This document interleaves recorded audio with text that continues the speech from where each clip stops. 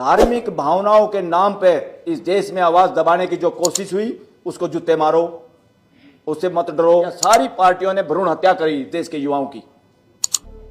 ईमानदार, कर्मठ और जुझारूपन जिनके अंदर था उनको तबाह कर दिया नारे लगवा लगवा के। हमारा नेता कैसा हो, नरेंद्र मोदी जैसा हो, हमारा नेता कैसा हो, राहुल गांधी जैसा हो, हमारा नेता कैसा हो, अखिलेश यादव जैसा हो, हमारा नेता कैसा हो, बहन मायावती जैसा हो। क्या नॉनसेंस नारे लगा रहे हो भाई। जज कैसे लग रहे हाई कोर्ट सुप्रीम कोर्ट में, उस ठगी में भागीदारी चाहिए।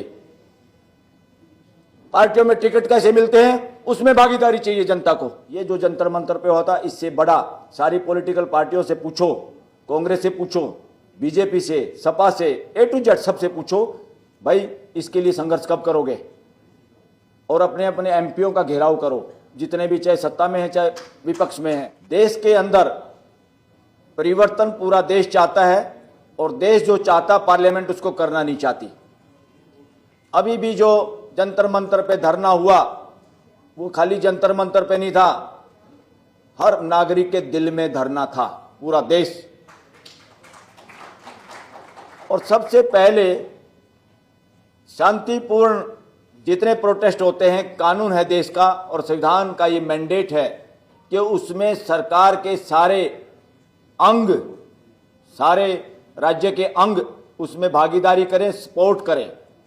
सुप्रीम कोर्ट को और दिल्ली हाई कोर्ट को चाहिए था इमीडिएट सुओ मोटो एक्शन लेना, उन्होंने नहीं लिया। इससे उन्होंने देश के साथ गद्दारी की। सरकार में बैठे हुए या पुलिस के जितने लोग हैं, इंटेलिजेंस के जितने लोग हैं, उनको संविधान के तहत काम करना है। किसी सरकार को सत्ता में बने रहने के लिए उनका सहयोग बिल्कुल नहीं करना। संविधान स्पष्ट कहता है इसमें, वो किसी के घरेलू नौकर नहीं है। हमारी पुलिस, पैरामिलिट्री और इंटेलिजेंस एजेंसी जिसका लगातार दुरुपयोग हो रहा है, लोग चाहते भी नहीं थे। इस तरह का अंकुश लगाया हुआ है, इस तरह के कैमरे, इस तरह की फोटोग्राफी होती है और फिर आदेश देते हैं जिसको पुलिस वाले को, किसी को एसएचओ बने रहना है, किसी को प्रमोशन लेना है, किसी को कमिश्नर बनना है, या कमिश्नर बनाते भी ठेकेदारी दे के हैं कि तुम्हें कमिश्नर बनाएंगे, ये काम करना होगा। जैसे गुंडों को हायर करते हैं, किसी गुंडे को फिरौती दे के हायर करते हैं, उसी तरह से इस देश के अंदर अव्यवस्था चल रही है कि किन लोगों को किन पदों पे लाना है। उनके पास पहले कंडीशन होती है कि तुम ये गलत काम हमारे कहने से करोगे, और जो यस करते हैं दबाव में, वो देश के दुश्मन है। इसलिए ऐसे सारे कर्मचारी, ऐसे सारे पुलिस और पैरामिलिट्री के लोग, ऐसे इंटेलिजेंस एजेंसी के लोग, उन सब से निवेदन है पूरे देश की जनता की तरफ से कि आप इनके षड्यंत्रों का शिकार ना हो। आप स्पष्ट जवाब ना दे सकते हो तो कम से कम अपने तौर तरीके से इसको इग्नोर करिए। इस देश की कोई भी कोर्ट तुम्हारा बाल बांका नहीं कर सकती अगर तुम देश के साथ हो तो। अब बल्कि देश को हिसाब किताब लेना है सभी हाई कोर्ट और सुप्रीम कोर्ट से भी, और देश की इस अंगड़ाई को, इस बात को सुप्रीम कोर्ट और हाई कोर्ट समझ गई है। उनकी भाषा बदल गई, आप देखते होंगे कुछ कुछ भाषा बदली है, पूरी नहीं बदली। अभी घुमा फिरा के बात हो रही है, घुमा फिरा के नहीं, पूरी सीधी बात करनी होगी। जो सीधी बात नहीं करेगा, जो देश के लोगों के मौलिक अधिकारों की सुरक्षा नहीं करते, उनमें बढ़ोतरी नहीं करते, उन लोगों को मंत्री संतरी सीएम पीएम होने का कोई नैतिक अधिकार और संवैधानिक अधिकार नहीं है। जनता चाहे तो उनको 5 साल से पहले खदेड़ सकती है। इसको सरकार गिराना नहीं कह सकते। सरकार गिराना जब होता है जब आप षड्यंत्र करके खुद बनना चाहते हो और दूसरे को गिराना चाहते हो। जब देश बेईमान भ्रष्टाचारी लोगों को पदों से हटाना चाहती है। अरे एक 10वीं 12वीं पास लेडी बनाई थी पहले इन्होंने शिक्षा मंत्री, जो देश में संस्कार का ठेकेदार बने हुए हैं, चरित्र निर्माण के ठेकेदार बने हुए हैं। नारी वंदना की बात करते हैं, एफिडेविट में अपनी पत्नी का नाम बताता है प्राइम मिनिस्टर, और उस बहन बेटी को आज तक प्राइम मिनिस्टर की हाउस की शक्ल नहीं दिखाई। प्राइम मिनिस्टर का हाउस प्राइम मिनिस्टर उसके परिवार के लिए है, अकेले किसी सांड के लिए प्राइम मिनिस्टर हाउस नहीं है। हकीकत है ये। इंडिया जैसे देश में और आरएसएस जिसकी ठेकेदारी लेता है कि हम संस्कारी लोग हैं, हम इज्जत करते हैं औरतों की, इससे पता चलता तुम कितनी इज्जत करते हो। आरएसएस को डूब के मर जाना चाहिए कि प्राइम मिनिस्टर की वाइफ को प्राइम मिनिस्टर पर दबाव डाल के प्राइम मिनिस्टर हाउस में नहीं ला पाए। देश चाहता है ये यशोदा बहन प्राइम मिनिस्टर हाउस में रहे। अपनी माँ को प्राइम मिनिस्टर हाउस में ला के कोई बड़ापन का काम नहीं किया प्राइम मिनिस्टर ने, घटिया काम किया। अरे माँ बाप अपने बच्चों के साथ रहते हैं या नहीं रहते बताइए? देश को किसी को इतराज था क्या कि उसकी माँ रहे तो माँ बच्चों को बिगाड़ती है क्या? माँ वहां रिश्वत मांगती क्या? माँ वहां दलाली कर लेती क्या?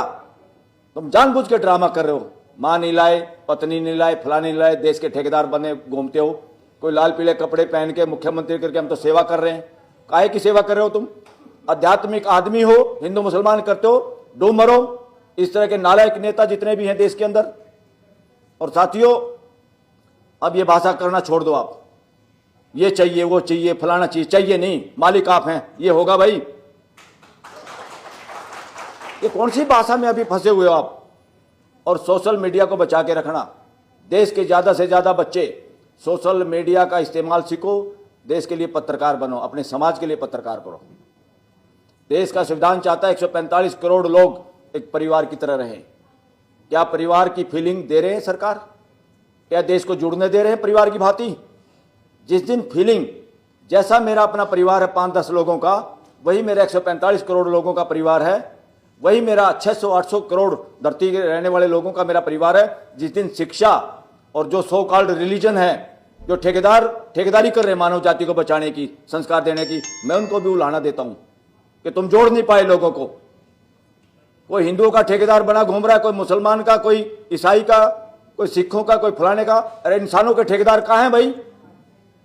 मानव जाति के ठेकेदार कहां हैं? मानव जाति का ठेकेदार है तो यूनाइटेड नेशन का चार्टर है, और भारत के परिवार का कोई चार्टर है, वो इंडिया का कॉन्स्टिट्यूशन है जो देश को जोड़ के रखना चाहता है। यहां समानता का यह मतलब नहीं है कि मैं भी 5 रुपए कमाऊं, मेरा भाई भी 5 रुपए कमाए। नो, यहां समानता का मतलब समान अवसर। देश की इकोनॉमी के अंदर देश के लोगों को हर कोई कमा के खाना चाहता, हर कोई कमा के खाने में सक्षम है, कोई भीख नहीं मांगना चाहता। अरे प्राइम मिनिस्टर, तुम्हारा 5 किलो राशन नहीं चाहिए, किसानों को तुम्हारा 6,000 रुपये नहीं चाहिए, नोटंकी बंद करो। देश के हर सिटीजन को भागीदारी चाहिए, इकोनॉमी में अपॉर्चुनिटी चाहिए, ठगी नहीं चाहिए। जज कैसे लग रहे हाईकोर्ट सुप्रीम कोर्ट में, उस ठगी में भागीदारी चाहिए। पार्टियों में टिकट कैसे मिलते हैं, उसमें भागीदारी चाहिए जनता को। कितने आम लोगों को पॉलिटिक्स में आगे आने दिया? सारी पार्टियों ने भ्रूण हत्या करी देश के युवाओं की। ईमानदार, कर्मठ और जुझारूपन जिनके अंदर था, उनको तबाह कर दिया नारे लगवा लगवा के। हमारा नेता कैसा हो, नरेंद्र मोदी जैसा हो, हमारा नेता कैसा हो, राहुल गांधी जैसा हो, हमारा नेता कैसा हो, अखिलेश यादव जैसा हो, हमारा नेता कैसा हो, बहन मायावती जैसा हो। क्या नॉनसेंस नारे लगा रहे हो भाई? क्यों लगा रहे हो? हमारे देश की व्यवस्था कैसी हो, संविधान के जैसी हो, ये नारे की जरूरत है। हमारे देश की पॉलिटिकल पार्टी कैसे हो, संविधान के जैसी हो। हमारे देश के सारे नेता कैसे हों, संविधान को पालन करने वाले हों। या एक दुकानी एक नाथ का नारा लगाने का मतलब है तुम मनुवाद के अंदर जकड़े हुए हो। अभी मनुवाद एक का नारा देता है, सुपीरियर, एक सुपीरियर, वो घर में हो चाहे देश में हो। वो कथा कहानी ग्रंथों का हवाला देते हैं, जब जब धर्म की हानि होती मैं आता हूं। हमारे यहां कहते हैं, ऐसे तो हम बटेव को भी पीटते हैं जो नाश होने के बाद आता है। किसके भरोसे हो भाई? नपुंसक मत बनाओ समाज को। एक मसीहा आएगा देश को बचाएगा। ये मसीहा तो बैठे यहां पर, कौन सा मसीहा भाई? ये सारे चीजों को छोड़ दो और स्पष्ट कहना पड़ेगा, अब शर्म छोड़ दो। किसी की रिलीजियस भावनाएं अगर आहत होती है तो आहत हो तो उसको अपना कंट्रोल करे। कि थोड़ी सी बात कही नहीं पत्नी ने, और पति का ब्लड प्रेशर हाई हो गया। बेटे को थोड़ी बात कही ना माँ बाप ने, उसका ब्लड प्रेशर हाई हो गया। तुम्हारा ब्लड प्रेशर है क्या है ये भाई? जीना आता है कि नहीं आता? इसलिए धार्मिक भावनाओं के नाम पे इस देश में आवाज दबाने की जो कोशिश हुई, उसको जूते मारो, उससे मत डरो। उसमें कोई डराने की कोशिश करता है तो इस देश के वकील अब इतने जागरूक हैं, इतने सक्षम भी हैं और इतने अड़ने वाले भी हैं कि उस मामले को धराशायी करेंगे। ये गोरख धंधा इस देश के अंदर चल रहा है। देश के अंदर बोलने की आज़ादी इतनी कम हो गई तो हम कैसे कहें सुप्रीम कोर्ट ठीक काम कर रही है? हम कहेंगे सुप्रीम कोर्ट देश के साथ गद्दारी कर रही है। मेरे देश का बोलने की आज़ादी, मेरा देश डरा हुआ है। बोलने की आज़ादी 180 देशों में 162वां रैंक है हमारा रैंक। तो कौन बदमाशी कर रहा है? हमारे देश का पदक तालिका में खेलों में इतने कम पदक आते हैं और वो भी एक दो स्टेटों के लोग इज्जत बचाते पूरे देश की, बाकी तो नहीं। सारा का सारे ठग ठोर जो कह रहे ना कि भाई बदनाम कर दिया, पहले कह रहे थे मोदी को बदनाम कर दिया राहुल गांधी ने कि मोदी ऐसे ही होते हैं सारे मोदी, उसके पीछे लगे थे लठ लेके। और जज तक भी, जजों की जिसने फैसला दिया उसकी प्रमोशन कर दी बैकडोर से। वो तो सुप्रीम कोर्ट में जब लोगों ने आवाज उठाई तब उसको कहा इसको वापस फेंको वहीं पे जहां से था। ये इस तरह का सौदा चल रहा है देश के अंदर। तो साथियों, आपस में जुड़े रहना, कम्युनिकेशन और से बाहर आना। जब तक खांचे में फिट रहोगे, जब तक खुद डिवाइड रहोगे, और तब तक ये लोग आपको शिकार आपका करते रहेंगे। वो खांचों से बाहर आओ, रिलीजन का खांचा, जाति का खांचा, अक्षत्रवाद का खांचा, अरे मानस का तो कोई खांचा ही नहीं इन्होंने छोड़ा इस देश के अंदर। मानव जाति का खांचा कहाँ भाई? हम जयंती मनाते हैं रविदास जी की, कबीर जी की, हम गुरु नानक जी का नाम लेते हैं, इधर उधर और बहुत सारे नाम लेते हैं। अरे भाई उन असूलों पे चलते हैं कि नहीं चलते? उन बातों को मानते कि नहीं मानते? या एक ही दिन सिर पे मटका उठा के एक ही दिन अपना हेलो हाई करके समाप्त हो जाता है? महापुरुषों का मतलब है कि उन्होंने जो बातें कही अपने तजुर्बे के आधार पे पूरी मानव जाति की भलाई के लिए, क्या हम उनको फॉलो करते हैं, मानते भी कि नहीं मानते? तो उनका मानना जरूरी है।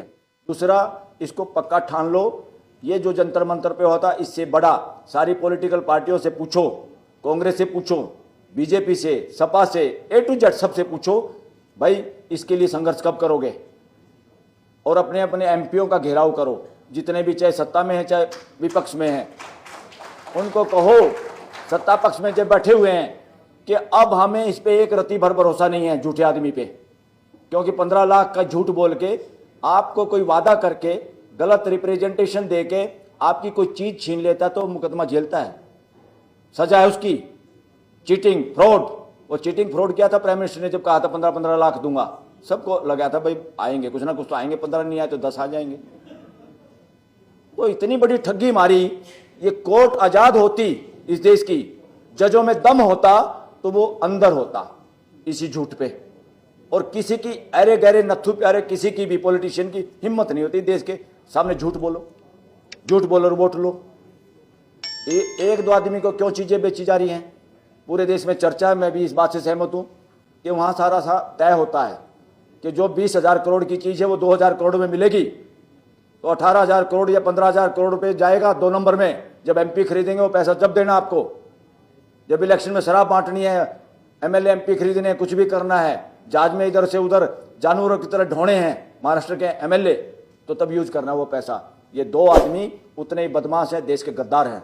दोनों बिजनेसमैन नहीं है, देश के गद्दार हैं, देश के साथ गद्दारी कर रहे हैं। इस देश में 2 आदमी पैसे वाले हो जाएं, 2 आदमियों को भगवान के दर्शन हो जाएं, 2 आदमी ज्ञानी हो जाएं, ये नॉनसेंस पे भरोसा मत करो। ये नॉनसेंस है, ये ठगी है, ये बेईमानी है। देश के अंदर अब आवाज उठ रही है, उस आवाज उठाने में हम लोग बिल्कुल साथ हैं कि इस देश के अंदर बीजेपी के सारे 2 नंबर के बने हुए पैसे से दफ्तर, आरएसएस के सारे ठोर ठिकाने, और ये और इनके सारे रिश्तेदार जितने विदेशों में रह रहे, इन पूरे 12 साल में कहां कहां पैसा गया है। और अडानी अंबानी की सारी संपत्ति, चाहे वो विदेशों में घर खरीदे इन्होंने, सारी की सारी का राष्ट्रीयकरण करना बहुत जरूरी है। मैं इस बात से सहमत हूं। क्यों राष्ट्रीयकरण करना जरूरी है? क्योंकि ये चोरी का पैसा है। बरसात का पानी गड्ढे में इकट्ठा होता है, समतल भूमि पे नहीं होता, वो चलता रहता है, हर जगह वो पानी पहुंच जाता है। गड्ढों में पानी इकट्ठा होता है, ये गड्ढे हैं पॉलिटिकल गड्ढे, इन गड्ढों से बचना है साथियों।